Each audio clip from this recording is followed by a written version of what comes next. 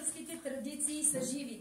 През вековете сме оцелели, българският дух е оцелял, защото сме спазвали тези традиции, веселили сме се, ние ги предаваме на децата, те на техните деца и така от век на век. България ще пребъде и децата са...